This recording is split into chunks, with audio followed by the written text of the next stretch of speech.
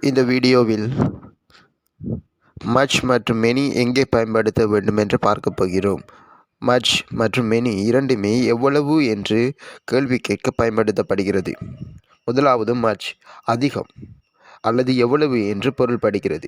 Much என்பதனை எண்ண முடியாத பெயர் சொற்களுடன் பயன்படுத்த வேண்டும். உதாரணமாக, I don't have much time, I have much work, how much water, too much noise.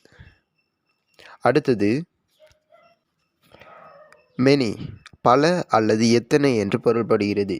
இதனை எண்ணக்கூடிய பெயர்ச்சொற்களுடன் பயன்படுத்த வேண்டும். உதாரணமாக, I have many books, how many apples, many places are beautiful.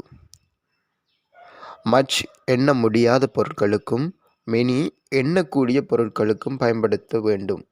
இந்த வீடியோ பிடித்திருந்தால் லைக் அண்ட் கமெண்ட்.